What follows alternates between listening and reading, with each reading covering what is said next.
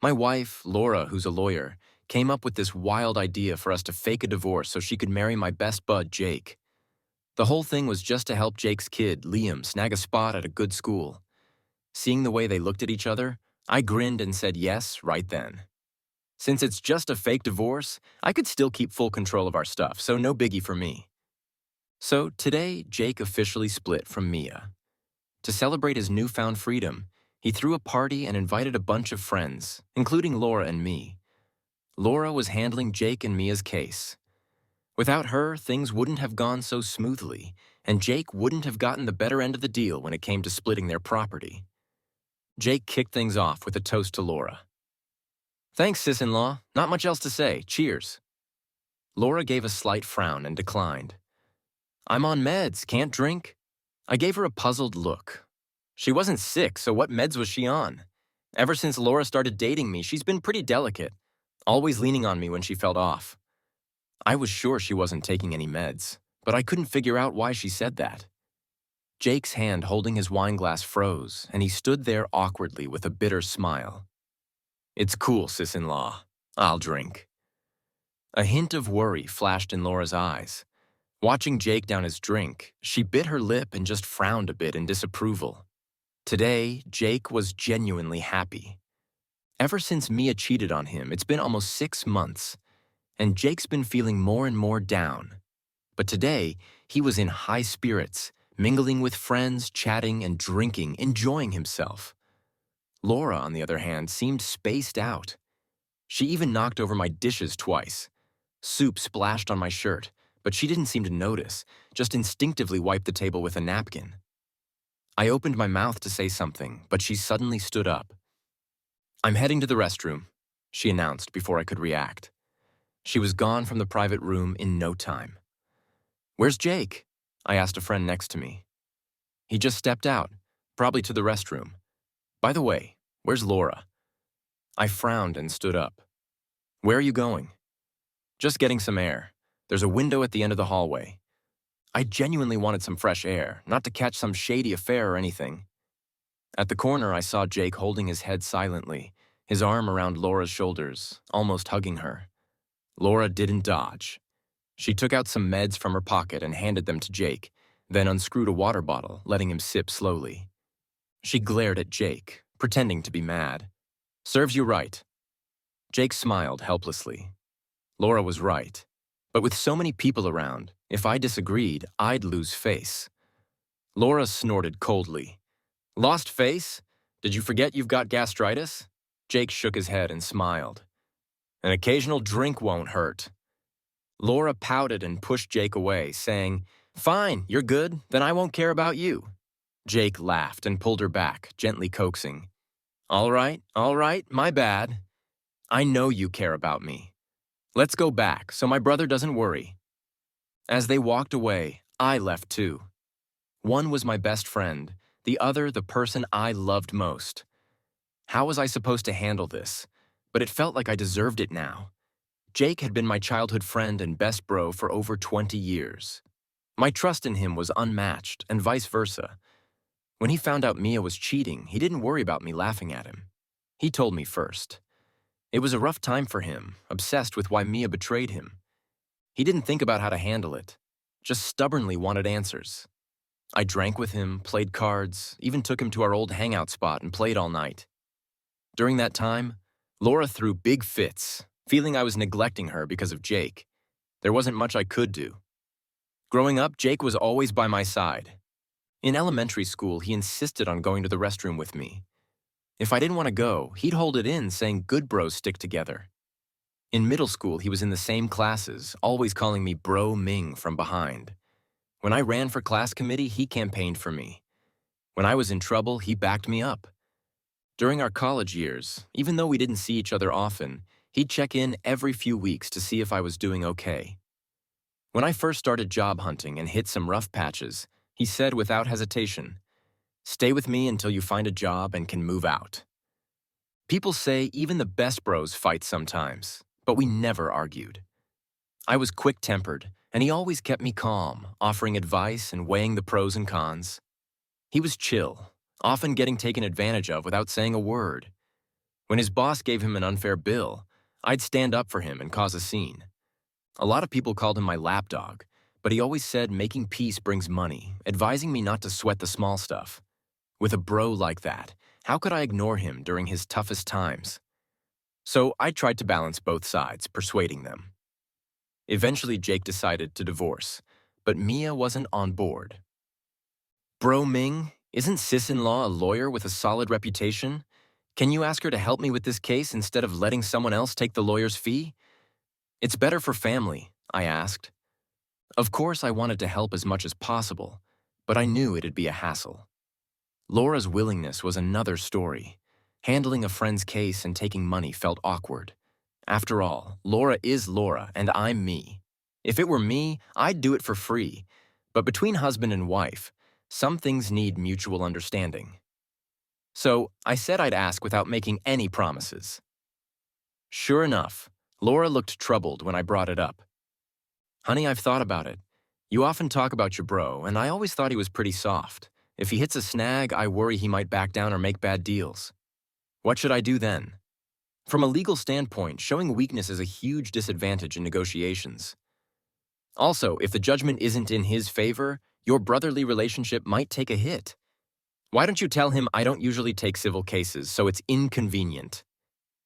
I nodded and passed Laura's message to him. While drinking with me, Jake poured out his heart. He said that after settling down in middle age, his parents passed away one after another.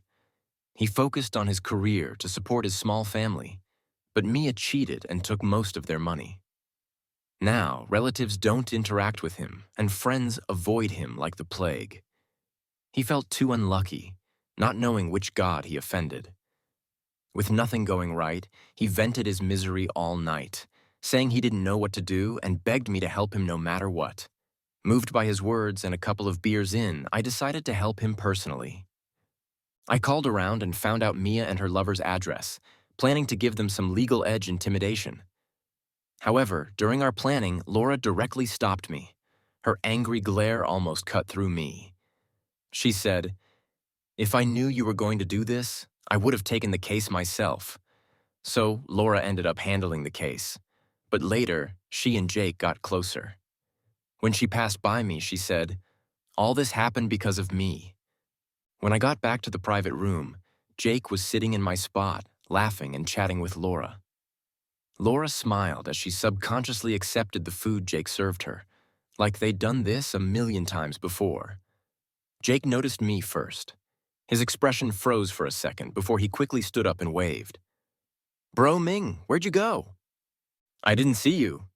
I pushed his arm away. "Just went out for some fresh air." Jake's eyes were momentarily lost. He acted like nothing was wrong and smiled at me. "Then sit down. I'll go talk to them." I returned to my seat, sat down lifelessly, lit a cigarette, and immediately crushed it in the ashtray. Laura looked at me confused. "What's wrong with you?" I glanced at her. "What do you mean? What's wrong with me?" Laura frowned and started eating sulkily. Over the years, whenever Laura saw me looking displeased, she thought I was giving her attitude or disrespecting her. It seemed like no matter what, I always had to appear happy. At that moment, a few people were clamoring to drink with Jake. Laura showed that worried look again. I found it kind of funny and laughed out loud. She glanced at me, then quickly avoided my gaze and looked down. I stood up and poured a glass of wine, addressing Jake politely. "Bro, you've toasted everyone else, but you can't skip mine, can you?"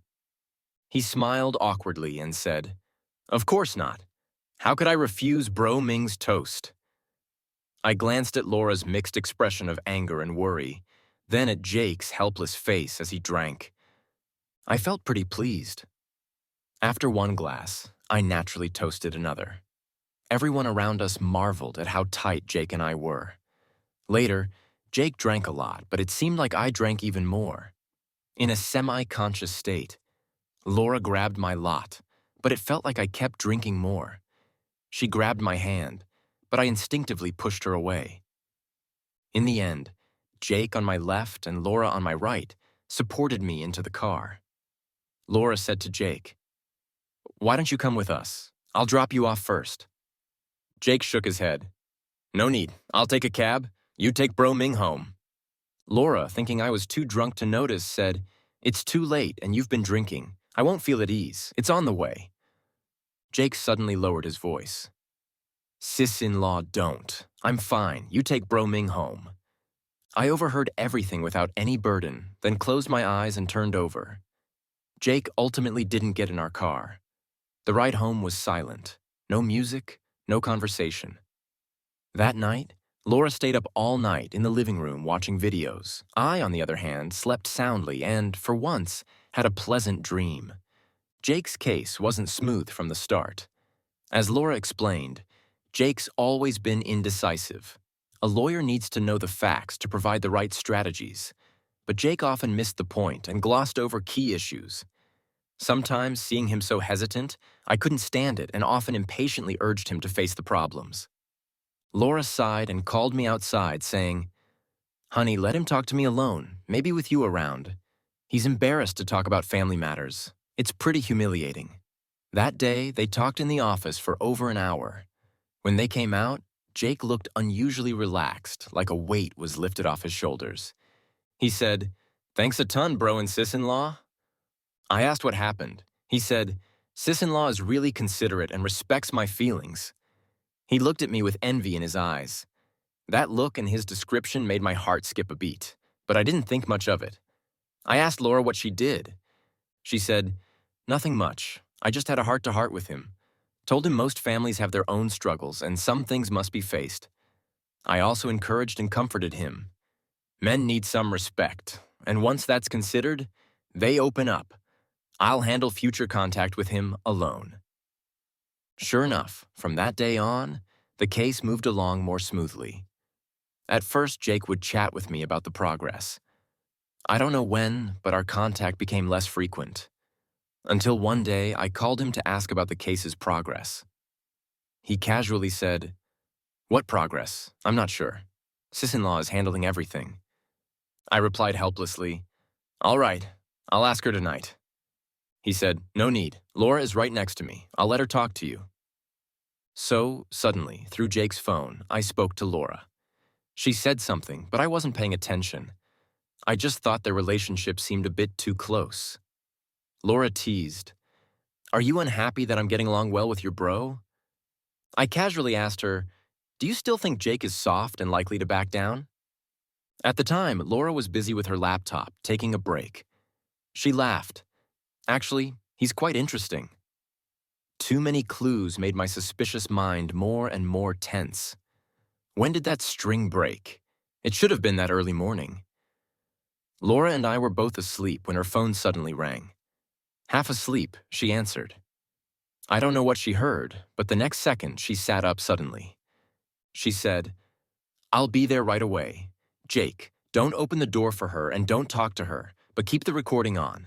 I'll call the police first. Wait for me. She then hurriedly started finding her clothes. Unlike my carefree self, Laura always did things methodically. Though we influenced each other over the years, I had never seen her this anxious. It gave me a bad feeling. I asked her, What happened? She said, Mia went to see Jake again. She's threatening to kill herself if he doesn't open the door. You go back to sleep. I'll handle this, I blurted out. Shouldn't he have called me first? Why call you? Wouldn't it be better if I brought some people over? Laura turned around, her eyes filled with disbelief. Ethan Brooks, what are you thinking? He's your best friend. His parents died, his wife cheated, and he's tormented by lawsuits. Are men's hearts made of stone? Why do I see no sympathy in your eyes? Jake only has you as a friend. Have you ever cared for him? Every time he asks you out, you say you're busy. When have you ever gone when he called? Is this how you treat a friend? Yes, he's my best friend, but when he had a problem, he contacted my wife first. Laura was furious, almost slamming the door as she left. I stood there for a long time, suppressing my turbulent emotions, and finally decided to follow and see. When I arrived, Jake's door was open. His sighing voice came from inside. Mia was almost cutting her wrists at the door. She said, If I die, it'd be my fault, and I'd haunt you forever. Laura, maybe I shouldn't push her too hard. Laura's gentle voice responded, It's okay. She won't really do it. Jake, look at me, trust me, okay? Seeing you like this makes me... I didn't hear more and went straight in, saying, What are you two doing? In retrospect, I was just deceiving myself. I didn't want to hear too much, didn't want them to keep talking, didn't want to hear what I didn't want to hear. Lately, Laura's been hitting the law firm super early, and by the time I wake up, she's already gone. She made me breakfast, left it on the table, and left a note reminding me to eat. I stared at the food for a long time, but didn't touch it. At noon, while I was arranging for my employees to collect debts, I got a call from the property manager. He asked if we'd forgotten to turn off the faucet at home because the downstairs neighbor complained about a leak. It was ridiculous. That house had been empty for a long time, and even the main valve was off. So how could there be a leak? I hurried over there. It turned out to be our problem. The bathroom faucet was gushing water and the floor was soaked. I quickly turned off the faucet and apologized to the downstairs neighbor, negotiating compensation. I put on a smiling face, listened to their complaints, and finally resolved the issue. After sending the neighbor away, my face went cold. The property manager asked if I had rented out the house and who was living there now. Yes, who's living there? I replied. It was Jake. Unexpected, right? I didn't see it coming. When I saw the photos of him and his son on the cabinet, a rush of anger surged through me and my nails dug deep into my flesh. Was I blind? I thought I was calm enough, but when I took out my phone to make a call, my hand was trembling. So embarrassing. These hands meant for hitting were shaking like a leaf. Taking a deep breath, I suppressed the urge to scream. I called Laura. No answer. I called Jake. Still no answer. What was I supposed to think? Without hesitation, I went straight to Laura's company. She might not be there. Or she might be. If she was, what should I say? My mind was a mess the entire way. I never expected Jake to be in Laura's office. Laura was sitting there, and Jake was standing behind her. He was bent over, one hand on the table, the other holding the mouse, and Laura was tilting her head, looking at him intently. I knew that look. I knew what it meant. I pushed the door open forcefully, hitting the wall with a loud bang. The office was left with just Laura and me. She said, Honey, I want to help Jake. He resigned and is now at a low point in his life. He asked me for advice, and I suggested he look at some course outlines. If he's interested, he could pursue a master's in law. Whether for further studies or a related career, it's a good path. Our firm is also hiring. This Laura felt so unfamiliar to me. I never knew she cared so much about clients. Laura looked at me irritably. Stop with the sarcasm. There's nothing between Jake and me. Innocence speaks for itself. I nodded, got up to leave, but she grabbed my sleeve and asked, What do you mean? I looked at her puzzled. Isn't it clear? Do as you please. When I opened the door, Jake was standing outside. He looked anxious and pale. Ethan, it's not what you think. Let me explain. No need for explanations. He seemed even more terrified, quickly glancing at Laura, then back at me. I smirked. Does it matter? Jake's hair seems to be standing on end. I'd said those words to many before, and their outcomes weren't good. But Laura suddenly spoke up. Honey, don't threaten him. There's really nothing between us, I swear. Jake sighed in relief. I knew these two too well. Sometimes I was grateful for this familiarity. Other times, I hated it. By the way, I said to Jake, you forgot to turn off the faucet when you left today. Next time, be careful. You know, that house was left to me by my parents. Can you move out in 3 days? And Laura, please return the keys. Jake's eyes widened, looking at me in horror. His face grew paler. Laura stepped forward, wanting to speak. I shook my head at her. There are so many people here. You don't want me to make a scene, do you? I walked away without looking back. I heard that after I left, Jake fainted. Laura told me this when she came back to pack her things. I let him stay in the old house because Mia kept pestering him. You're his best friend. You know his state. He quit his job and went home because those life issues were overwhelming him. Now, because of your threats, he's becoming more anxious. I just wanted to help him. I was going to discuss it with you, but you were always suspicious. We didn't want you to misunderstand. She said, I know you're upset with me now, so let's take a break. There's a big criminal case that needs our team's attention, and it might be an opportunity for me. I'll stay at the firm for a few days. Laura, I called her. You're going to the firm, right? Laura looked at me, her eyes cold.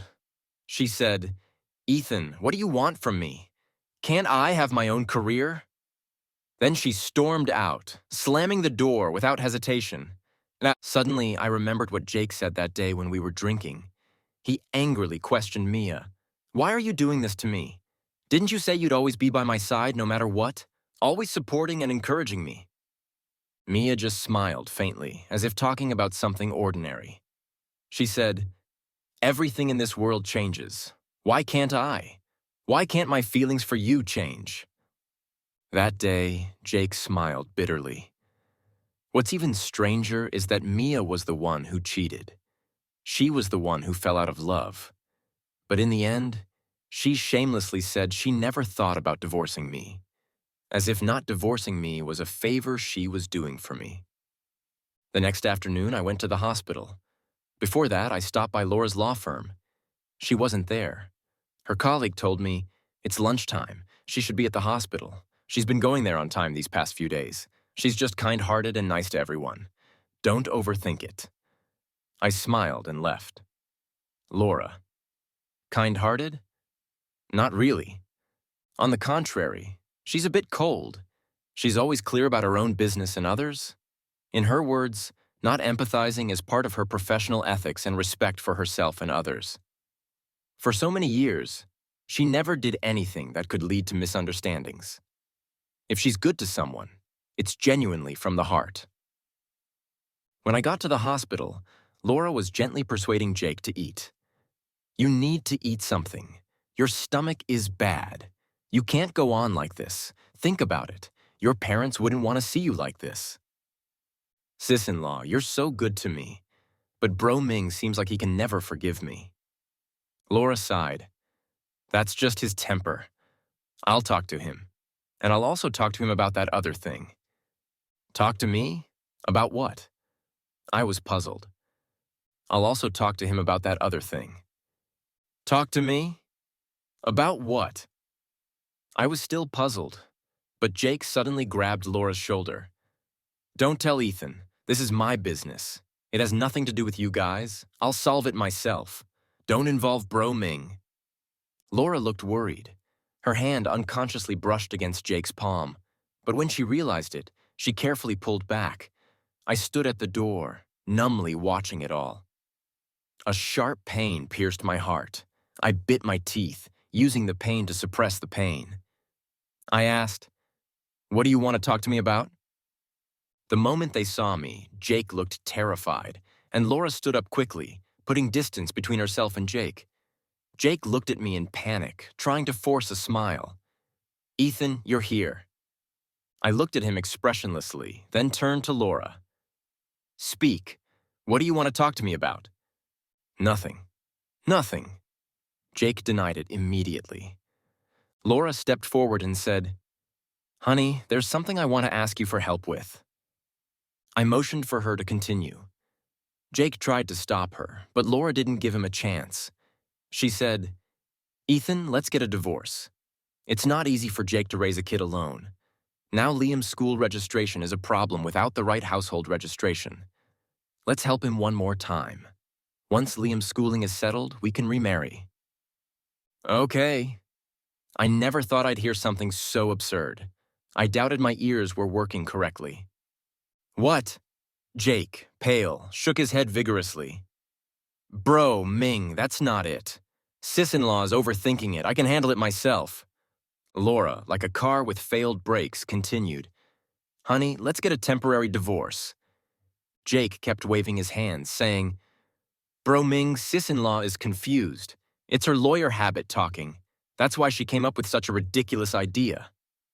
Laura, with a persuasive look, said to me, "It's nothing, Ethan. Many immigration lawyers do this. Fake marriages and divorces are common. You might not have heard of it, so you think it's a big deal. But sometimes you have to make way for living. A marriage certificate or divorce certificate is just a piece of paper. Liam's future is the most important. It's just a formality." Her words made me feel extremely nauseated. Silently, I clenched the divorce papers I had just drafted and shoved them back into my bag. I said, "Laura, you're dreaming." I thought, if that's the case, we need to reconsider the division of assets. Laura chased after me as I left the hospital. She grabbed my hand. Her brows furrowed with confusion. "Ethan, let's talk." I sneered. "Talk about what? Divorce? Laura, you can say anything, can't you?" Laura frowned and said, "It's a fake divorce. I just want to help him." "Laura, do you even believe what you're saying?" "I'm telling the truth."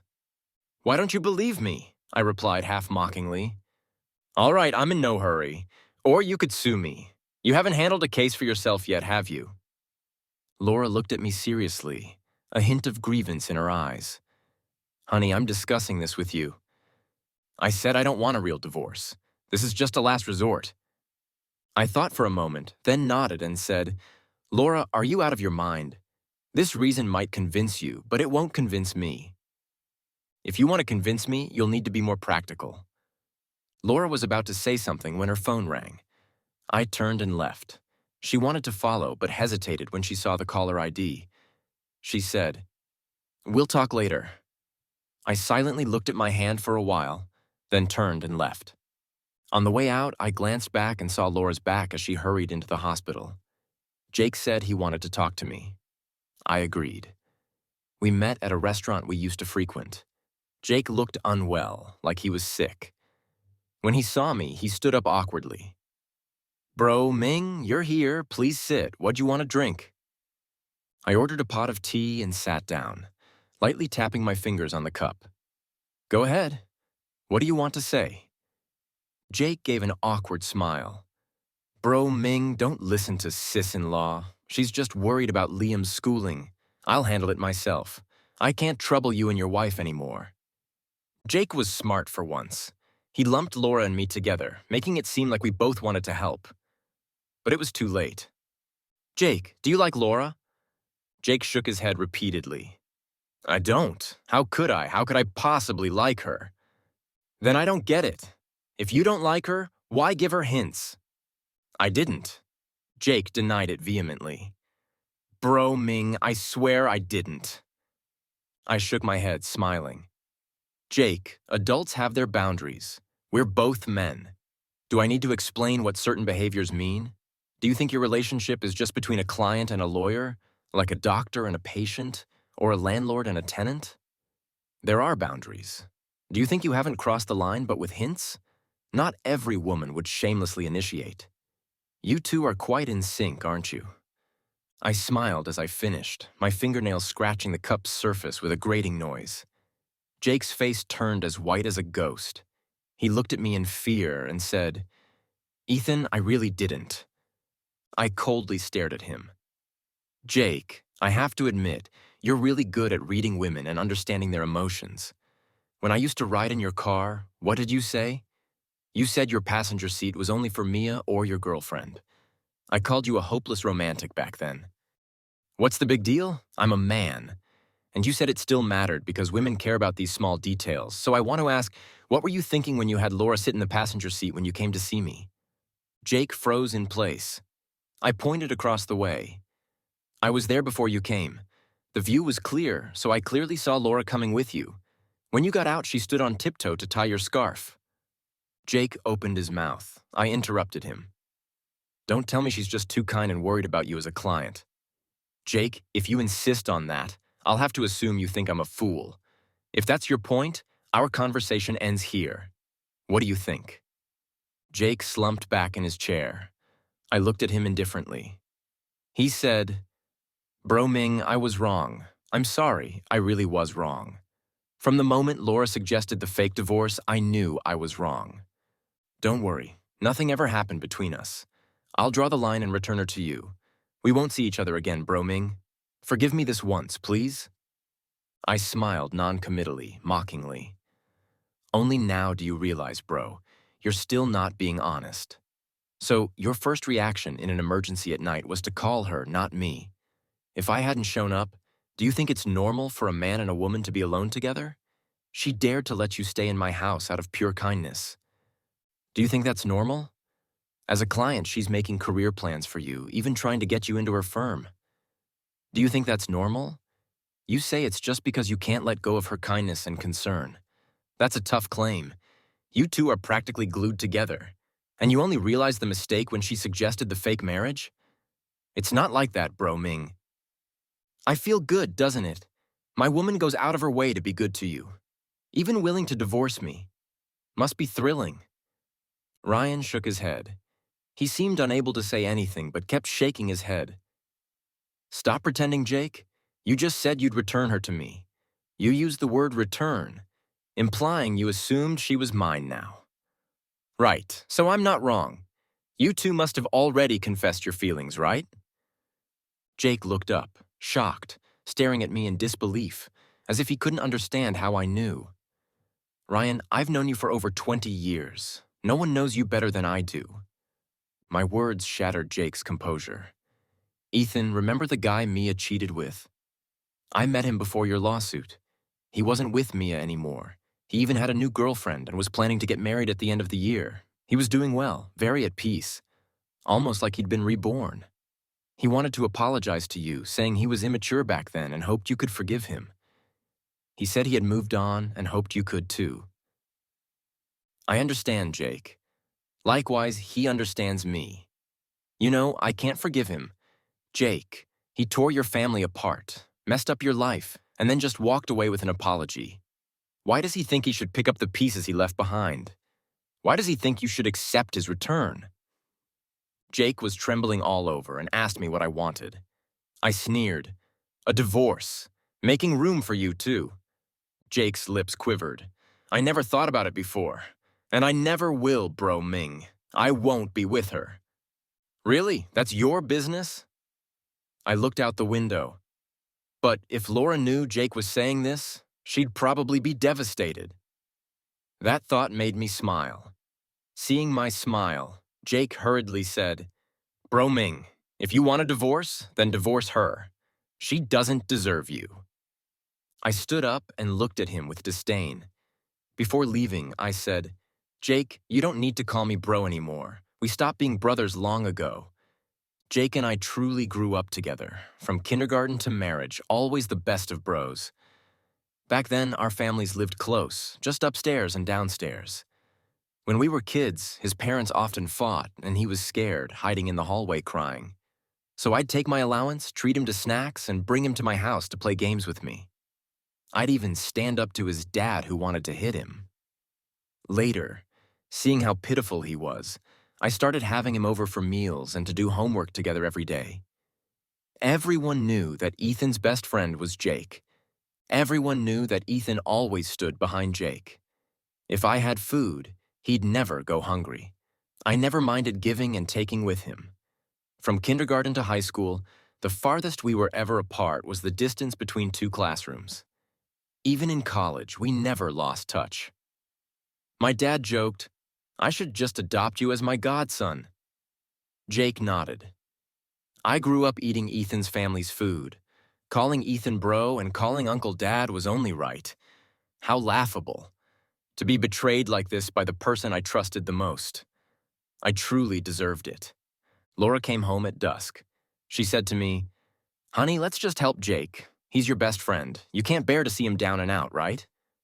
I nodded, saying, Yeah, but I'm not a lawyer. I can't take divorce lightly. That makes me uneasy, especially since a divorce involves dividing assets. Even if the divorce is fake, the procedure is real.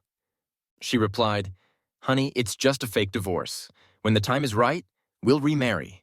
If you're worried, I'll transfer all the assets to you. I looked at Laura, seeing her head over heels in love, seeing her deceive herself. I made a helpless expression and said, "All right, let's get a divorce then." Our divorce process was smooth and quick. The divorce agreement was prepared by her, the property, car, and bank savings were all given to me. On the day we got the divorce certificate, I asked Laura to move out of the house. She was stunned, confused. "What do you mean?" I said, "The house is mine. We're divorced. Isn't it normal for you to move out?" "We're only fake divorced. Who told you that?" "Ethan, what do you mean?" I laughed coldly. "Laura, I never intended to fake divorce you." Laura was smart. She realized instantly. "You tricked me." "Tricked you? Not really." Laura stared at me helplessly for a long time. Finally, she said, "You don't have to do this.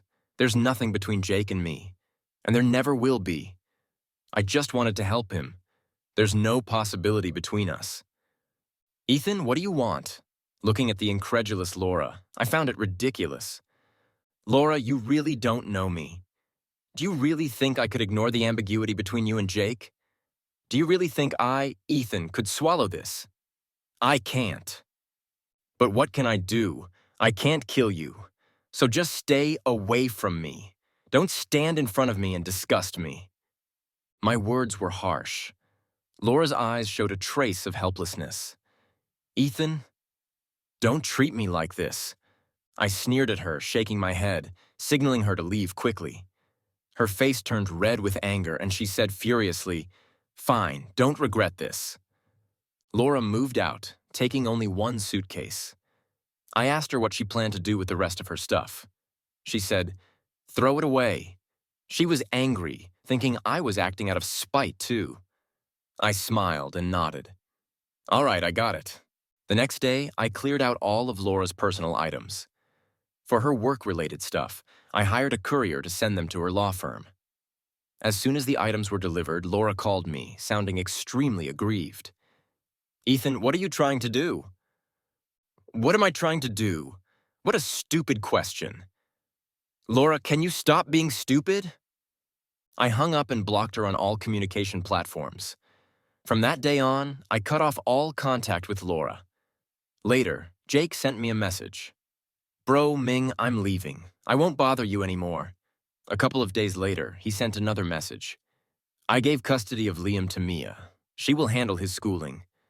I was too stubborn before, thinking a mother like her would affect our son's future.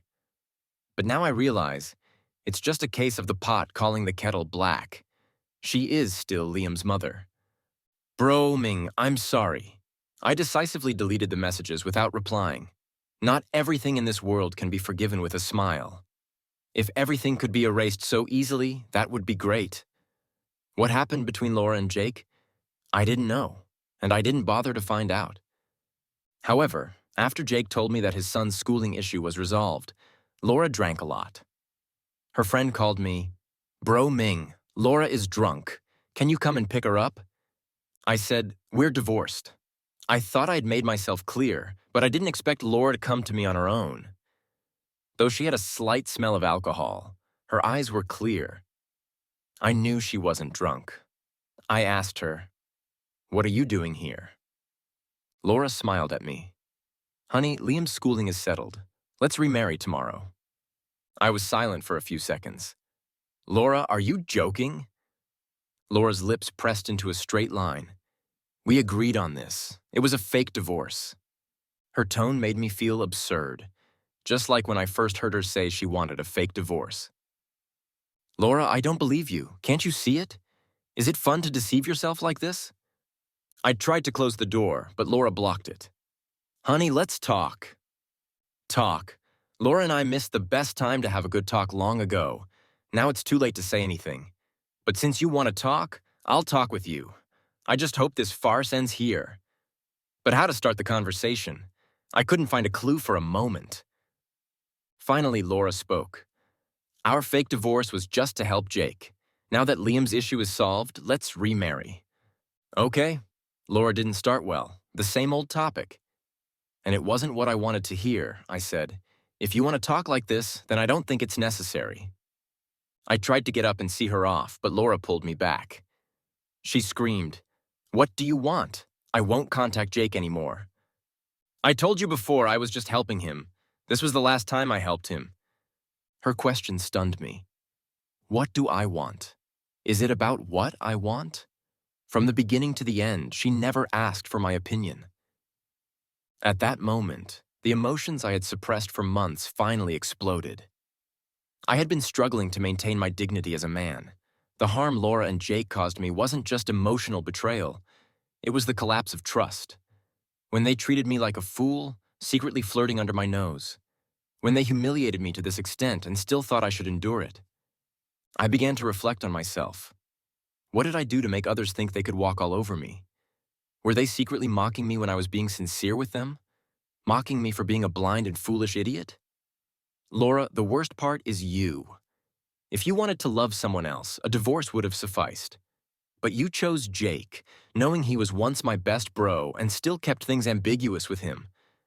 Laura, you're despicable. You say you won't contact Jake anymore. Is it because you don't want to? Or because Jake won't contact you? He blocked you, didn't he?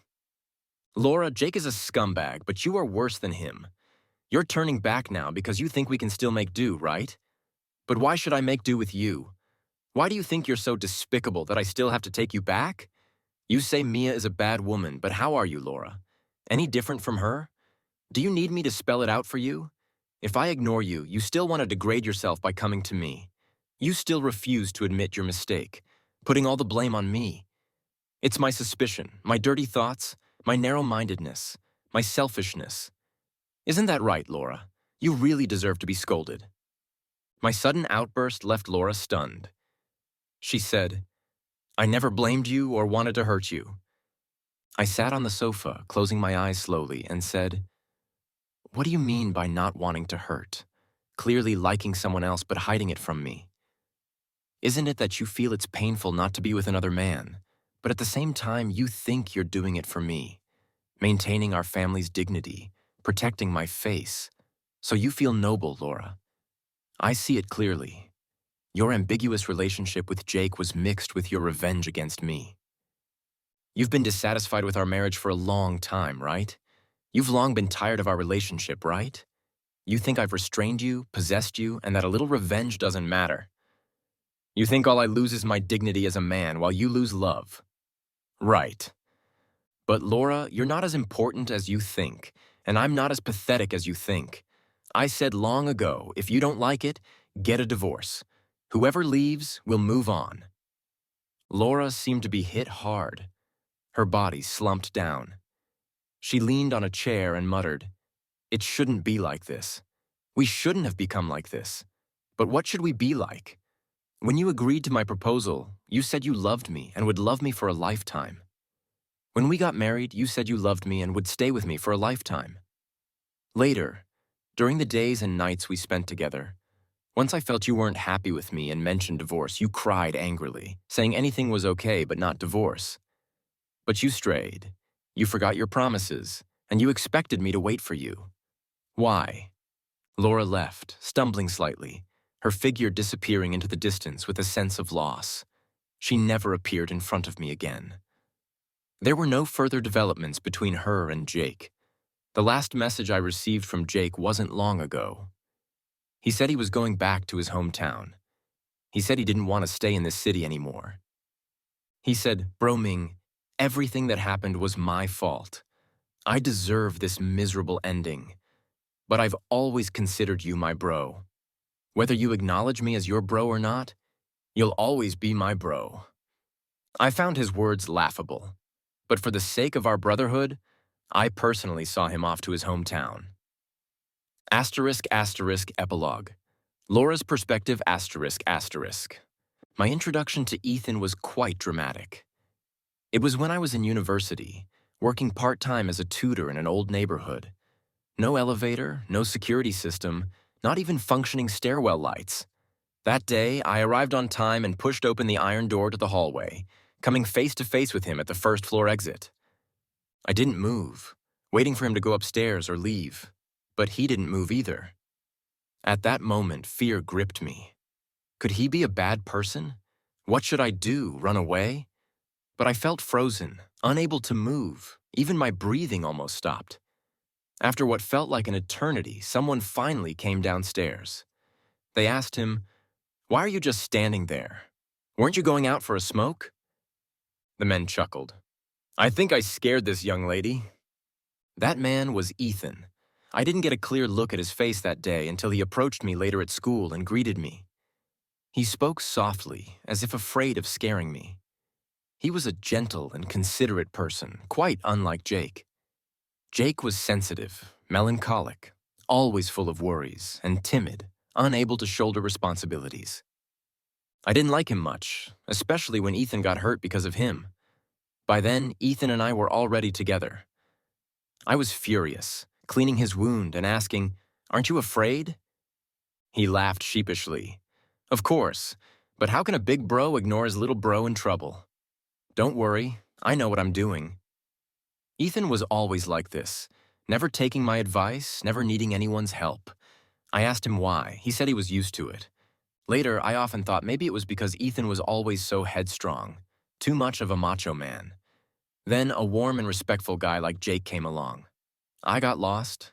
That time he got drunk because he was sad, and I went to pick him up, listening to him talk about his deep feelings for Mia, hearing him self-destruct and self-deprecate, seeing his pain. My heart ached, and I suddenly wanted to hug him, give him all my love, save him. And so it spiraled out of control. I paid more and more attention to him, cared more and more about him, felt more and more for him. I realized I liked him after a partner told me, "You're being impulsive. Such a small case shouldn't affect you like this. If you're not feeling well, let someone else handle it. Don't let emotions get in the way." After hearing those words, I spent 3 hours on the rooftop until Jake called. "Do you want to come over?" At that moment, I was filled with tenderness, even smiling as I replied, "Sure." I had fallen for Jake. I could feel that he had feelings for me, too. But neither of us broke the silence. We pretended nothing inappropriate had happened. We even deliberately ignored Ethan's presence. Ethan said that when I was being ambiguous with Jake, it was out of revenge against him. I vehemently denied it. But deep down, I knew Ethan was right. I didn't want to hurt Ethan. I just didn't love him anymore. I transferred my affections to someone else but didn't seek a resolution.